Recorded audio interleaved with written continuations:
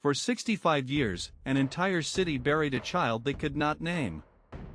His grave marker read simply, "America's unknown child." Thousands of tips. Hundreds of suspects. Decades of forensic advances.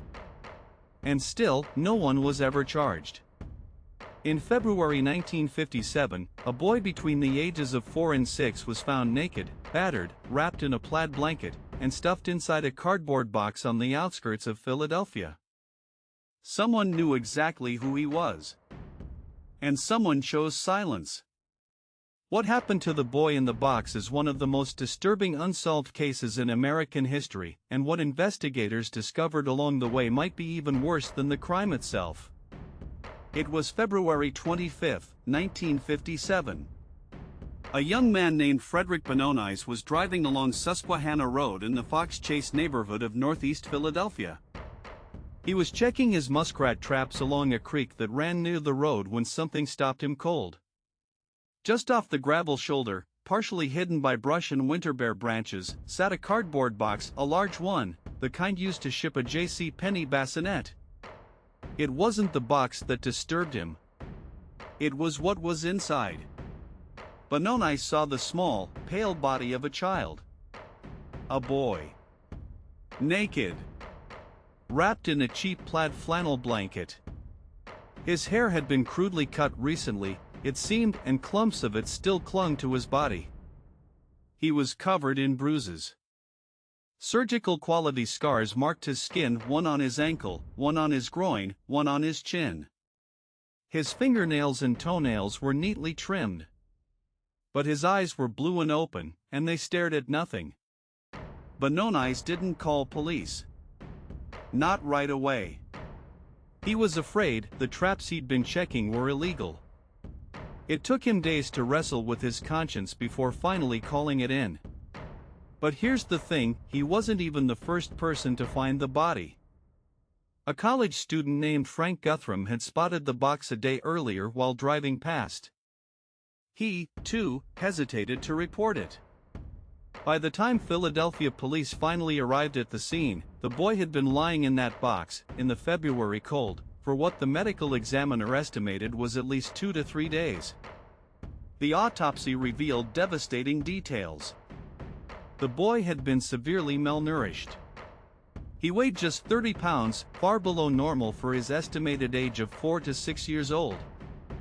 His body was riddled with bruises, many of them fresh. The cause of death was determined to be blunt force trauma to the head. Someone had beaten this child to death. And then they had carefully, almost methodically, cleaned him, trimmed his nails, cut his hair, wrapped him in that blanket, and placed him in the box like a discarded package. But who was he? That question would consume investigators for decades, and the answer, when it finally came, only deepened the mystery. Philadelphia police launched one of the largest investigations the city had ever seen. Over 400,000 flyers were printed and distributed in utility bills, in stores, on telephone poles across the eastern seaboard. The boy's face, reconstructed from post-mortem photographs that were carefully retouched to make him appear alive and sleeping, stared out from every corner of Philadelphia. Detectives checked every hospital, every orphanage, every foster home. They cross-referenced every missing child report in the tri-state area. They interviewed thousands of people. Nothing. No match. No parent came forward. No relative. No neighbor. No teacher. It was as if this boy had never existed. The J.C. Penney bassinet box was traced to a store on Castor Avenue in Philadelphia, sold sometime in the 12 months before the body was discovered. But the purchase could not be linked to any specific buyer. This was 1957, long before digital records or security cameras. The plaid blanket was mass-produced and untraceable. The boy's fingerprints matched no existing records. What would you have done? An entire child vanished from the record of humanity. No birth certificate found. No school enrollment. No doctor's visit. In one of America's largest cities, a child had lived and died completely invisible. Remington Bristow, an investigator with the Philadelphia Medical Examiner's Office, became consumed by the case. He dedicated the rest of his career and much of his personal life to identifying the boy.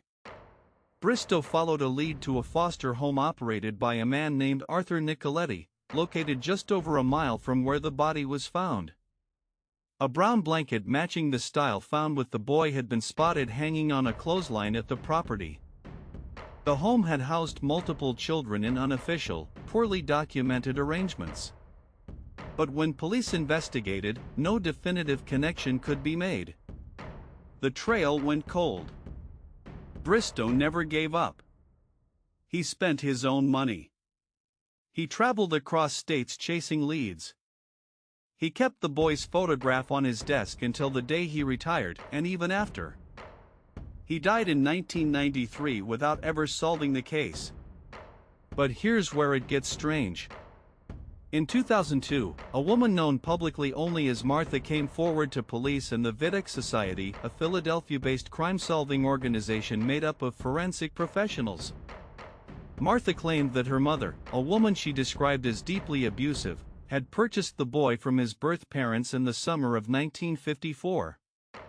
She said the boy had been kept in the basement of their home, subjected to horrific abuse, and was ultimately killed after being forced into a bath and vomiting, at which point Martha's mother allegedly slammed his head against the floor. Martha claimed her mother then cut the boy's hair, cleaned his body, and disposed of him in the box. Detectives found elements of Martha's story compelling. The detail about the haircut matched evidence, those clumps of freshly cut hair clinging to the body. The location she described was geographically consistent. But Martha had a documented history of mental illness, and key parts of her account could not be independently verified. Investigators were split. Some believed every word. Others called it a false confession by proxy. The case remained officially unsolved. Then came the breakthrough no one expected, but it didn't bring the closure everyone hoped for. In 2019, the Philadelphia Police Department submitted the boy's remains for advanced DNA testing using genetic genealogy, the same technology that had caught the Golden State Killer just a year before. Analysts built a family tree from the DNA.